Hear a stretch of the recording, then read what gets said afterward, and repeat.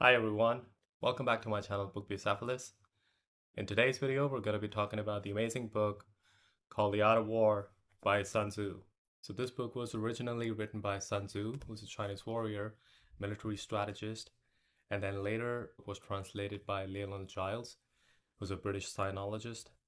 For those of you who do not understand the word sinologist, this simply refers to the person or an individual who has studied the Chinese literature, Chinese culture, history, Chinese language. This book has 13 chapters, so the first half comes with commentaries and the second half comes without it.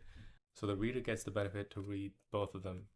Because this book is not so lengthy, it's just about 150 pages. I'll say that it's a really nice read for somebody who has a certain level of speed in reading, so you can just sit down for the whole day, get some really invaluable insights about military strategies. Now, thank God Sun Tzu did not glorify war because, in his opinion, war is something which is extremely a serious matter of life and death. Had he been someone who was glorifying war and glorifying all the luxuries that come with conquering different territories, this book would have done something quite opposite. There's this really interesting anecdote about building discipline in the book, where Sun Tzu is told by a king to command an army of women.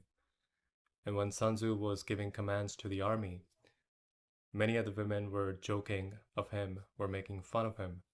This happened quite a number of times, and when Sun Tzu saw that in that army there were two of the favorite concubines of the king, and they were as well making jokes of him, he ordered the most dangerous punishment, which was the execution of the two concubines.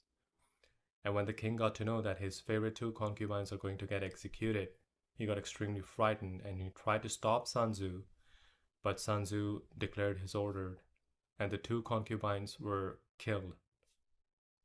And because they were killed, the rest of the army of the women, nobody dared to question any of the command, or nobody dared to joke about whatever commands were given by Sun Tzu. This is one of the finest examples of creating discipline. So after reading about this anecdote, I couldn't stop myself, but I sat down and thought about distractions, because distractions are detractors. So these detractors have the capacity to limit the expansiveness of your creativity and productivity. So I decided to jot them down on a piece of paper, and I try to eliminate all the distractions that I have. Then that way I was able to have more time at my disposal for the productivity and the creativity and a habit that I can call discipline, or a habit that I can call is healthy. Going ahead in this book, I came across another riveting lines by Sun Tzu, where he said, "He will win whose army is animated by the same spirit throughout all its ranks." Now, I'd like you to imagine yourself as an individual who is an army, and the internal and external factors of you as an individual are your ranks. So let's say you want to write a book. So you as an individual want to write a book, which means that your army wants to write a book. And now, because your internal and external factors are not completely in synchronity with the purpose, with the spirit of writing a book, you will never be able to achieve your task. So let's break it down further. For the external environment, who do you hang out with? Rank them top to bottom, where top 2 means that these are the people who significantly uplift you as an individual towards your goal of writing a book. These are the people who instill so much confidence and enthusiasm in you that you just can't stop writing. Same goes for your internal environment. What is it that you're doing on your level to make sure that you're contributing in the right way towards writing a book? Are you spending time in the library? Are you listening to audiobooks? Are you reading books? Are you imagining, or are you trying to expand your horizons of imagination so that you can think about writing a certain idea in a way which can turn out to be a book? Once you have your internal and external environment in the same rank, that's when your army will win, and that's when you will win. Next part that I'm going to talk about is one of my favorites because this is the most toughest, the most hard um, feature or characteristics or element that one can have in their own life, which is patience. And because Sun Tzu, being a military strategist, experiencing different kind of highs and lows day in and day out, there's this beautiful line that he mentions in the book, which talks about anger may in time change to gladness, and vexation may be succeeded by content. A number of times there could have been situations in your life where you're extremely livid about something. Um, and because of that anger, there comes a compulsive reaction towards that emotion of anger. And in that chaos of about few seconds, um, we end up doing something that we shouldn't have done.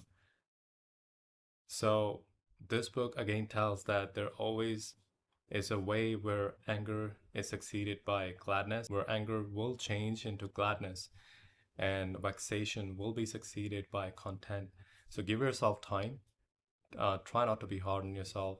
If there's a situation where demands which demands your compulsive reaction, the moment you know that you're responding instantaneously, hold yourself, because that's compulsive reaction. Try not to do that and just wait. Just slip yourself from that place. Leave your absence over there. This is going to help you big deal than trying to instantly react to something. Now, towards the end of the book was another interesting story that told me about the irreversible damage. So Sun Tzu said, "But the kingdom that has once been destroyed cannot come into being, nor can the dead be brought back to life." So I was totally engaged reading these lines because Sun Tzu said this like long time ago, and it applies even today because emotions will oscillate.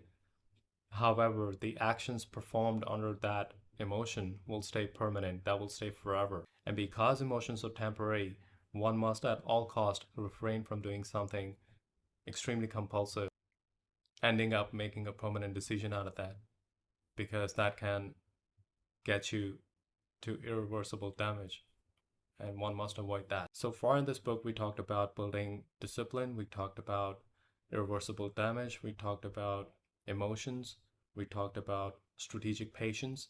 Um, these elements are something that everybody can work on, even in today's life.